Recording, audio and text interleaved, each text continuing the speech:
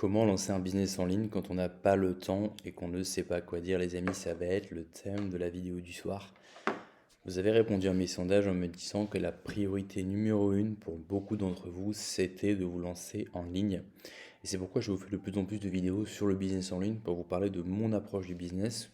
Mon approche du business en ligne, c'est une approche qui est calibrée pour les gens qui n'ont pas beaucoup de temps, qui veulent se lancer en ligne, qui veulent acquérir cette liberté géographique, qui veulent à terme pouvoir quitter leur emploi et remplacer leur revenu de salarié par un revenu en ligne, mais voilà, qui n'ont pas le temps, qui reviennent du travail le soir, qui sont fatigués, ou peut-être des études, ou peut-être que vous avez une famille comme moi, et donc vous vous dites, ok, comment je me lance en ligne, je ne sais pas de quoi parler, et en plus je n'ai pas le temps, je n'ai pas les outils, je n'ai pas le matériel, je n'ai pas le montage. Si vous êtes dans cette situation, écoutez bien cette vidéo, c'est ce dont je vais parler ce soir. Alors, euh, moi, l'approche que j'ai sur le business en ligne, vous l'avez vu, hein, comme je vous le dis souvent, je pratique ce que j'enseigne. Vous m'avez vu mettre en place des Airbnb, vous me voyez sur YouTube. Rien n'est caché, hein, je vous montre ce que je fais. Comme ça, vous pouvez directement vous en inspirer. Mais là, je vais vous parler un peu des coulisses et du mindset en fait que j'ai derrière.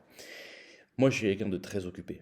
Euh, donc, j'ai plaisir à faire ces vidéos, mais je n'ai pas toujours le temps de les faire, et c'est pourquoi des fois j'en prends 3 ou 4 la même journée, et après je les dispatche au fil du temps. Si vous savez combien j'ai de vidéos que j'ai tournées l'année dernière, que j'ai jamais eu le temps de vous poster, et qui sont dans un dossier et qui attendent de sortir, c'est incroyable. Comment je fais justement, alors que j'ai pas le temps, pour pouvoir vous sortir une vidéo quasiment tous les jours? J'essaie de faire des vidéos daily. Et ben ça va être parce que j'ai une approche en fait minimaliste du business en ligne où l'idée c'est d'être le plus lean possible. En fait, ce que j'essaie de la ligne de conduite que j'essaie de garder le plus possible, c'est une ligne de conduite où je me dis comment je fais pour créer le moins de friction possible.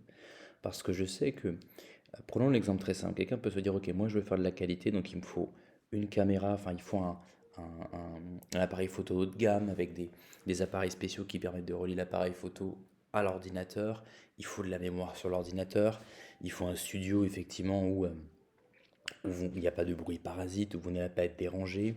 Certains d'entre vous, vous allez vouloir faire du storytelling hein, dans vos vidéos. Donc vous commencez avec un hook, après il y a une histoire. Dans l'histoire, on va essayer de faire du roller coaster émotionnel, on va essayer de faire ce qu'on appelle le parcours du héros, avec voilà, une situation initiale, un obstacle, une résolution, etc.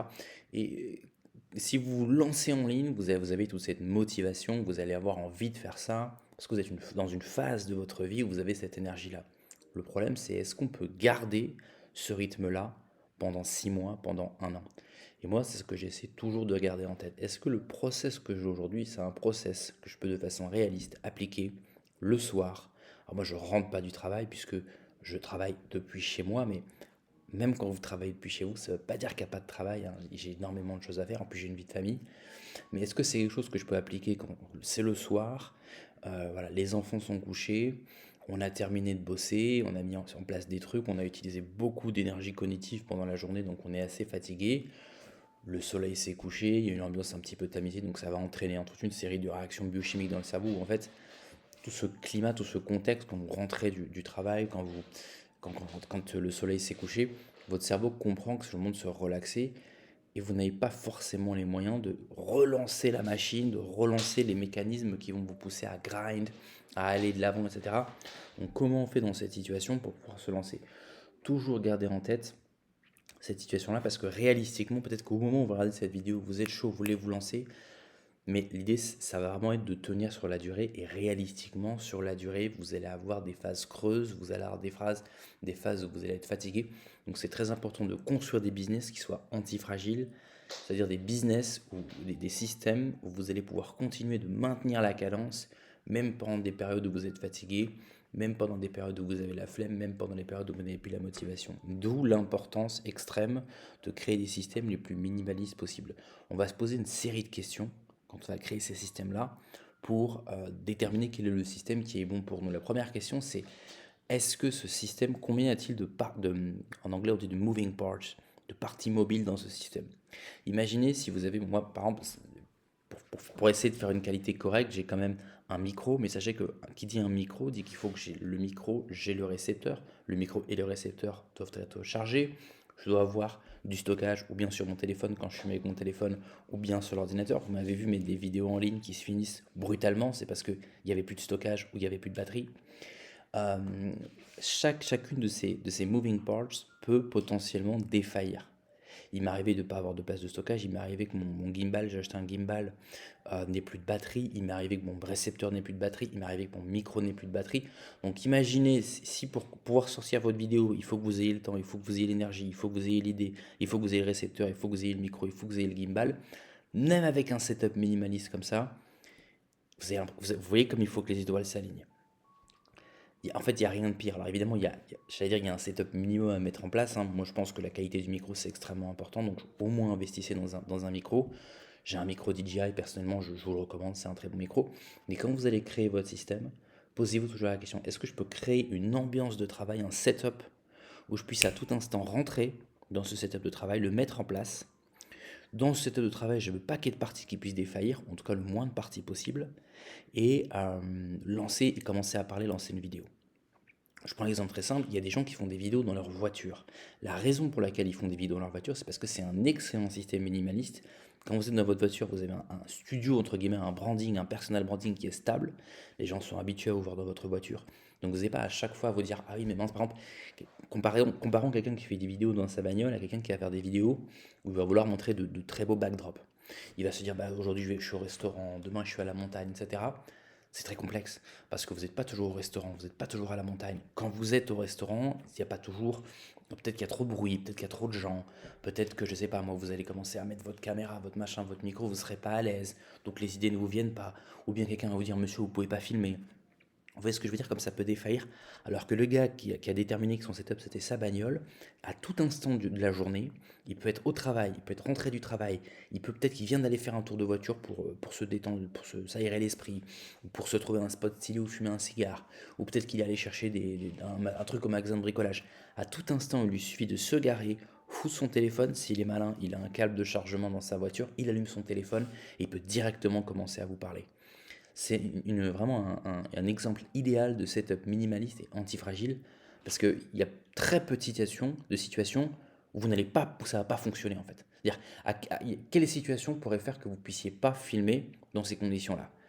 À la limite qu'il n'y ait plus de place sur votre téléphone, à la limite qu'il n'y ait plus de batterie et que bah, votre câble, vous avez oublié votre câble, à la limite que, enfin à la limite c'est tout, je veux dire, il fait nuit dehors, vous allumez la lumière dans la voiture, s'il y a du vent, on s'en fout, on est dans la voiture, s'il n'y a pas de luminosité, on s'en fout, on est dans la voiture, si le soleil n'est pas bien orienté, il vous suffit de tourner la voiture, c'est super comme système parce que ça vous permet vraiment, voilà, si vous vous dites, ok, mon studio, c'est ma bagnole, et je me donne comme challenge par exemple de faire une vidéo par jour, 10 minutes de vidéo, ou même 5 minutes de vidéo, où je parle, et c'est pas grave si je bégaye, et c'est pas grave si les idées ne me viennent pas, et c'est pas grave si je dis donc, tu vois, je me donne juste 30 jours, tous les jours, 5 minutes par jour, je me filme, juste pour m'entraîner dans ma bagnole. Vous allez voir que, bah, en fait, littéralement, il suffit de s'y mettre. Je vais vous donner un deuxième exemple pour vraiment vous faire comprendre cette dichotomie entre système complexe et donc potentiellement plus performant, mais aussi plus propice aux défaillances, versus système simple. C'est le gars qui se dit, moi, pour faire du sport, il faut absolument que j'aille à la salle de sport. Très bien, mais il y a des jours où, par exemple, tu vas pas pouvoir y aller parce que tu es revenu trop tard du travail, où il y a des bouchons, où tu as plus d'essence, où tu as la flemme, ou ceci, ou cela, où tu arrives à la salle et la machine que tu vas utiliser, elle n'est pas disponible. Mais si tu es quelqu'un d'occupé, par exemple, ça m'est déjà arrivé, tu es quelqu'un d'occupé, tu arrives, tu dis je me donne 45 minutes pour faire mon sport, pas de bol, la machine que tu veux utiliser n'est pas disponible, tu peux pas faire ton sport. Mais imaginez maintenant quelqu'un qui fait la méthode Lafay, il a 3 chaises chez lui, et pour lui, son sport, c'est chez lui avec ses 3 chaises. Bah, quelque part, il n'y a rien qui peut défaillir. À tout instant, tant qu'il est chez lui, il peut faire son sport. C'est la différence entre un système complexe et un système antifragile. L'avantage des systèmes antifragiles, c'est leur reliability. Okay, c'est on peut avoir confiance dans ce système-là, ils ne sont presque jamais défaillants. On peut être consistant avec on peut avoir confiance dans ce système-là. L'inconvénient, c'est que généralement, ils vont être moins performants en termes de qualité. Prends un troisième exemple, les voitures. Une voiture, par exemple, vous prenez la dernière Rolls-Royce, la dernière Ferrari, des voitures qui sont bardées d'électronique avec des matériaux nobles, etc. C'est des voitures où il y a toujours un truc qui va partir en couille. Il y a un petit truc, ça ne va pas vous empêcher de conduire, mais si vous voulez que la bagnole elle fonctionne au top de ses capacités, souvent elle va devoir aller l'emmener au garage pour qu'il y ait un petit truc qui soit fait. Et en plus, si vous avez la Rolls-Royce, vous pouvez même pas l'emmener au garage du coin parce que dans le garage du coin, ils ne peuvent pas réparer les Rolls-Royce. Alors que le mec qui a une vieille Toyota, Et ben lui, il prend sa bagnole, il la démarre, il n'y a aucun problème. S'il y a des problèmes, de toute façon, c'est pas grave, on peut ignorer le problème parce que la bagnole, elle est tellement solide qu'elle tient le coup. Vous pouvez la faire réparer chez n'importe quel, même pas concessionnaire, mais garagiste. Donc ça veut dire que vous pouvez aussi prendre votre bagnole, faire des road trips, vous arrivez dans une ville que vous ne connaissez pas, c'est pas grave, il y aura toujours un garage qui est là. Vous voyez la différence entre un véhicule, entre guillemets, fragile, mais complexe, beau, élaboré, etc., et un véhicule antifragile, effectivement, qui tient le coup. De manière générale, on observe également cette dichotomie-là dans la nature, hein. Les organismes les plus complexes sont aussi les plus fragiles, les organismes les moins évolués sont aussi les plus résistants. Le cafard est plus résistant, par exemple, que l'homme. Si vous connaissez un café, vous savez que le café l'arabica, hein, le café qui est le plus délicat, le meilleur au goût, c'est très difficile de le faire pousser, il faut qu'il soit à la bonne température, bonne exposition au soleil, bonne altitude, alors que le robusta est un café qui est beaucoup plus corsé, beaucoup plus brutal, vulgaire, on pourrait dire, mais il pousse de manière beaucoup plus facile. Donc c'est vraiment quelque chose qu'on peut retrouver au niveau de la nature, au niveau de la mécanique et au niveau de votre setup vidéo. Sur YouTube, moi je vous recommande pas au début d'aller faire des vidéos hyper complexes avec un gros montage, etc. Parce que premièrement, ça peut coûter très cher. Deuxièmement, vous n'avez aucune garantie de percer, hein. Vous pouvez passer beaucoup de temps, beaucoup d'argent, des heures et des heures et des heures que ce soit en voyage, parce que pour faire des très belles vidéos, peut-être que vous allez devoir vous rendre dans certains endroits à monter ces vidéos et faire, allez, 1200 vues, parce que vous êtes encore une toute petite chaîne. Alors qu'il y a un mec qui fait des vidéos complètement à l'arrache, il fait 150 vues par vidéo, mais lui il peut faire 10 vidéos par semaine sans se prendre la tête. Donc à la fin de la semaine, il a sorti 10 vidéos, il a 1500 vues, vous avez mis un mois à faire votre vidéo, elle fait que 1200 vues. Après, chacun a son approche. Mais moi, l'approche que je vous propose, c'est vraiment une approche ultra minimaliste. Donc, ce qu'on va faire, c'est se choisir un setup le plus simple possible. On l'a dit, une voiture, un bureau. Si vous travaillez depuis chez vous, c'est pas compliqué. Vous avez votre bureau. Achetez un minimum de matériel. Vous avez un stick pour foutre votre téléphone, un micro. Et à chaque fois, en fait, à chaque fois que vous allez vous poser la question, est-ce que je dois investir dans tel matériel? Demandez-vous, est-ce que ça vaut le coup? Parce que ce matériel, il va falloir le brancher, il y a des logiciels à mettre à jour, il va peut-être pouvoir défaillir. Si vous êtes habitué à utiliser ce matériel, ça fait une pièce de plus qui peut défaillir. Et si vous essayez par exemple comme moi de faire une vidéo par jour, eh ben euh, ça va vous pousser à procrastiner en fait, c'est ça le problème. Parce que vous allez me dire, oui, bon, c'est pas grave, si je rate un jour, c'est pas grave. Mais c'est pas ça en fait, ça crée une charge mentale parce que vous dites, ah oui, mais attends, il y a toute une série de choses à mettre en place avant de sortir ma vidéo. Ça crée une charge mentale extrêmement lourde qui va vous pousser à la procrastination. La force des systèmes antifragiles, c'est évidemment qu'ils sont résilients, mais c'est aussi que ça diminue grandement mon charge mentale. Vous savez qu'en appuyant sur deux boutons, ça démarre, on filme et on l'envoie. Euh, Si vous avez un bureau depuis chez vous, ça peut être idéal pour faire un studio YouTube. Donc, prenez un minimum de matériel, vous mettez un tableau, vous mettez un néon, un truc RGB, un truc qui participe un peu à votre branding. Organisez votre bureau de manière à ce que ces objets n'aient jamais à être déplacés. Ou si même vous avez un coin de votre bureau que vous pouvez aménager, c'est encore mieux. C'est un coin qui est là chez vous, il ne bouge pas, il y a le fauteuil, il y a la bibliothèque en arrière-plan, il y a la lampe, il y a tout le matériel qui est là, il y a une prise avec une prise multiple. Tout le matériel est branché en permanence, il n'y aura jamais de problème de batterie. Et c'est l'endroit qu'on ne touche pas, on ne change rien. Vous savez que quand vous voulez tourner une vidéo, vous posez votre berge dans le canapé en question, vous allumez le matériel, vous filmez et ça part. Donc voilà, l'idée c'est vraiment de créer des systèmes au niveau technologique qui soient le plus résilients possible et qui soient le plus simple possible. Parce que simplicité égale rapidité égale je peux le faire sans réfléchir, je peux le faire sans procrastiner, je peux le faire sans me prendre la tête. Il n'y a pas un truc qui va partir en vrille, il n'y a pas un truc qui va défaillir, il n'y a pas un micro qui va s'éteindre, il n'y a pas une vidéo qui va se bloquer, il n'y a pas un stockage qui va être saturé. Et ça va vous permettre comment dirais-je, d'installer une routine. Vous n'allez même plus y penser au bout d'un moment. Vous voyez, c'est ça aussi en fait, c'est de créer un système où vous n'avez même plus besoin d'y penser. Vous vous lancez, vous le faites jour après jour, après jour, après jour, et ça va même devenir votre petit moment de plaisir. Il y a des youtubeurs aussi qui font des marches. Si vous connaissez Marc de la chaîne de la vérité, Marc il fait des marches. Donc je sais pas quel setup il a, mais à mon avis il a un setup très minimaliste. Et Marc il fait ses marches. Donc tous les matins il prend son truc, il fait une marche, et puis il filme pendant qu'il marche. C'est ultra résilient. De toute façon, je suppose qu'il fait des... Même s'il filmait pas, il ferait quand même ses marches. Donc là, le gars, il a sa routine, il n'a pas à y penser. Le matin, il se lève, il fait sa marche, il filme, il envoie sur YouTube et il sort une vidéo par jour comme ça. Et le gars, en même pas 6 mois, un an, il a réussi à atteindre les 10 000 abonnés. D'accord? Comprenez que si vous faites une chaîne axée sur le personal branding et sur le business en ligne, où vous allez faire des coachings, vous allez vendre des formations et où vous êtes le produit, 10 000 abonnés, c'est largement suffisant pour vivre de YouTube. Beaucoup de gens pensent qu'il faut 100 000, 1 million, c'est absolument pas le cas. Nous, on ne fait pas du divertissement, d'accord? On fait du conseil, on fait du personal branding. Les gens vont venir sur votre chaîne si vous suivez ma méthodologie pour l'information que vous leur apportez, mais aussi pour l'expérience que vous apportez, pour l'expertise. Mais pas que pour l'expertise, parce que l'expertise peut se trouver dans des livres, peut se trouver dans d'autres formations en ligne, peut se trouver à l'université. Ce que les gens veulent quand vous allez vous lancer faire du contenu en ligne, c'est vous. D'accord? Et c'est pour ça que vous pouvez gagner plus de fric avec 10 000 abonnés, mais vraiment avec un personal branding fort, où il y a les gens vraiment une connexion avec vous, vous êtes transparent, vous êtes sincère, vous êtes honnête, plutôt qu'une personne qui a peut-être 200 000 abonnés, mais qui fait par exemple des shorts Dragon Ball Z. Vous voyez ce que je veux dire? Où là, il va attirer du monde, mais effectivement, c'est que du divertissement, donc on ne peut pas trop monétiser. À la limite, il pourrait vendre des goodies, mais c'est sans doute sous copyright. Tout ce qu'il peut faire, c'est faire de la publicité YouTube, ça va rapporter des clopinettes. Donc je résume pour la vidéo.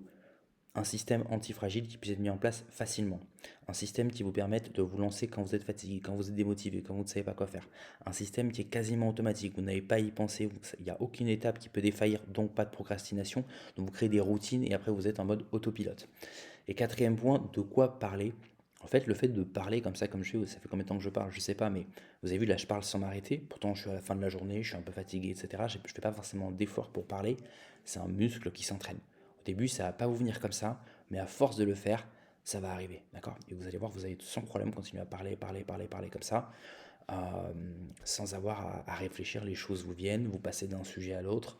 Voilà, des fois vous avez passé une journée à travailler, des choses qui vous sont venues, tac, vous parlez d'un sujet, il y en a un autre qui vous vient, vous vous branchez sur le nouveau sujet, puis vous revenez au sujet d'avant, puis il y en a un autre qui vous vient, d'accord? C'est cette capacité à entraîner son cerveau, à parler sans s'arrêter, c'est un muscle qui s'entraîne. C'est normal au début si vous n'y arrivez pas, et c'est pourquoi je vous engage absolument à vous donner un challenge pendant les 30 prochains jours. Je me filme, moi je vous recommande 10 minutes par jour, mais si vous bloquez, ne laissez pas ce type d'obstacle vous bloquer. Je vous ai déjà parlé de l'importance des micro-étapes. Si vous vous donnez un objectif, il est trop lourd, divisez-le en deux. Toujours trop lourd, on le divise encore en deux. Parlez 5 minutes à la caméra tous les jours. Vous bégayez, vous avez des problèmes, parlez 1 minute à la caméra tous les jours. Mais l'important, c'est de prendre l'habitude. Ok, je me pose là, je prends mon téléphone, je parle comme ça, format horizontal. Et ça crée une habitude et vous allez voir qu'au bout des 30 jours, vous n'aurez même plus besoin de réfléchir. Et si comme moi, en plus, c'est un plaisir pour vous, même pas, ça va même plus vous prendre de l'énergie, ça va vous en donner. Vous allez dire, ah, c'est le moment de la journée où je prends mon téléphone, je raconte ma vie, je fous ça sur Internet et ça passe comme une lettre à la poste. Évidemment, si vous êtes quelqu'un de fragile, si vous êtes quelqu'un qui détestait la critique, qui ne supportait pas de vous exposer, ça peut vraiment être un frein si vous voulez vous lancer sur YouTube. Je ne vous le cache pas. Moi, je vous recommande vraiment de montrer votre tête. Ça veut pas dire que vous devez montrer votre vie, mais vous devez monter votre tête parce que ça va vraiment créer en fait de la crédibilité. Les gens, encore une fois, aujourd'hui avec l'IA, avec toute l'information qu'on a en abondance, si les gens vont venir chez vous et pas ailleurs, c'est parce qu'ils ont confiance en vous et c'est beaucoup plus facile de créer de la confiance en montrant sa tête. Il n'y a rien de plus naturel que de montrer sa tête, d'accord? C'est pas naturel d'aller faire des chaînes YouTube où vous allez vendre des trucs en montrant même pas votre tête. Il y a une panoplie de petits trous de balles sur Twitter qui font ça avec des photos de profil manga. C'est que du scam. C'est très très répandu dans le monde de la crypto. Les mecs, ils sont pseudonymes, on voit pas leur tête, ils sont en train de chill un meme coin, t'expliquent que tu vas devenir millionnaire avec ça, ils encaissent, et vas-y que ça pump and dump, et vas-y que ça rug pull, ils disparaissent, on n'en entend plus parler. N'allez pas dans cette direction-là, créez de la confiance avec votre audience, ne vous inquiétez pas, sur YouTube, vous avez tous les outils dont vous avez besoin pour vous débarrasser des haters si vous ne les aimez pas. Il y a aussi moyen d'utiliser les haters, vous pouvez faire des vidéos, il y a des gens qui font ça, ils font des vidéos, ils lisent les commentaires des haters et ils y répondent, ça fait du buzz, ça fait du bruit, les gens adorent voir ça, c'est très rigolo, ça vous permet d'humilier vos haters, il n'y a rien de mieux, mais vous n'êtes pas obligé de faire ça. Sachez que les commentaires trop agressifs sont automatiquement filtrés par YouTube. Ils arrivent dans une catégorie spéciale, vous n'avez même pas. Si vous voulez les voir, vous pouvez, mais YouTube va vous mettre un disclaimer. Il va vous dire attention, ça c'est les commentaires offensants, est-ce que vous voulez sûr que vous voulez les voir? Moi, des fois, je vais les voir, parce que ça me fait marrer. Mais ils seront automatiquement filtrés. Sur, on va dire, 10 haters, il y en a 2 qui ont réussi à écrire leur phrase correctement sans mettre trop d'insultes. Ça arrive dans votre section commentaires. Si vous ne les supportez pas, clic droit, cachez l'utilisateur de la chaîne, ils disparaissent. D'accord? Donc n'ayez pas peur des haters, n'ayez pas peur de vous exposer. Vous allez voir qu'une fois que vous aurez commencé à mettre la machine en route, que vous avez pris cette habitude tous les jours de sortir des petites vidéos et commencer tranquillement à avoir une vue, 2 vues, 5 vues, 10 vues, et puis un abonné, puis un premier commentaire, un premier like, et bien vous allez prendre plaisir à le faire. Et après, ça se fait en pilote automatique, il n'y a même plus besoin de faire des efforts, ça vous vient tout simplement. Vous pouvez aussi prendre des notes. Des fois, moi, quand je sors pour faire une marche ou pour fumer un cigare, je lis des vidéos qui me viennent. En fait, c'est des idées de sujets. Mais je me dis, putain, ça, je pourrais en parler sur YouTube. Hop, je prends mon calepin, je le note, je l'envoie sur YouTube. D'accord? Ça peut être très bien de faire ça aussi. Je vous donne un autre type. Si vous ne savez pas de quoi parler, allez regarder des chaînes YouTube j'allais dire concurrentes, même si j'aime pas trop ce terme-là, mais des chaînes qui parlent du sujet dont vous parlez, ou qui parlent du sujet qui vous intéresse, et regardez les commentaires des gens. Ça peut vous donner des idées. Parce que les gens commentent, ils posent des questions, etc. Vous pouvez répondre à ces questions sur votre chaîne à vous. Vous pouvez mentionner la chaîne du gars, vous n'êtes pas obligé de le faire, vous pouvez tout simplement utiliser ça comme sujet de discussion. Ça peut être une très bonne idée pour générer du contenu. Et puis évidemment, ChatGPT peut aussi vous donner des idées de contenu. Donc pour moi, le fait de ne pas savoir de quoi parler, c'est vraiment une fausse excuse. Par contre, il est possible de parler de choses qui servent à rien. C'est pour ça que je vais déjà parler des 3 niches. Je vais m'arrêter là parce que c'est pas le sujet de cette vidéo, mais les 3 niches, c'est argent, santé et relations. Donc il faut que vous trouviez un moyen, vous n'avez pas parlé de ça tout le temps spécifiquement, mais vous devez régulièrement trouver un moyen de framer votre contenu de manière à ce que ça puisse toucher l'une de ces 3 niches. Nous ici on parle souvent d'expatriation. L'expatriation, pourquoi les gens s'expatrient? Ou bien parce qu'ils veulent payer moins de taxes ou avoir un coût de la vie plus abordable, donc c'est l'argent. Ou bien parce qu'ils veulent effectivement faire des rencontres plus intéressantes et pas se taper les truies tatouées qu'on a en France. Ou bien numéro 3 tout simplement parce qu'ils étouffent en France et pour eux sortir, aller à l'étranger, ça leur permet d'acquérir un immense bien-être. Donc là, c'est la santé. Donc l'expatriation, c'est vraiment un truc qu'on peut framer de la manière qu'on veut. Voilà les amis, j'espère que cette vidéo vous a été utile. Si vous appréciez ces petites vidéos que je vous fais sur Biz Online, si vous avez des questions, n'hésitez pas à les mettre en commentaire. Si vous voulez en savoir plus, je vous envoie tous les jours dans le lounge c'est ma newsletter privée, un email par jour, très très court, parce que je sais que vous n'avez pas le temps et parce que le but de cet email, c'est vous envoyer de la caféine, du kérosène dans le cerveau pour vous reprogrammer, pour vous motiver. Donc tous les jours un email très court avec une idée clé pour vous reprogrammer le cerveau et 3 actions concrètes à mener dès aujourd'hui, enfin dès le jour où vous recevez la newsletter. D'accord? Vous pouvez vous désabonner dès que vous voulez, etc. C'est gratuit. Donc abonnez-vous. Et sinon, on se retrouve demain pour un épisode sur Pierre Digital. Ciao les amis.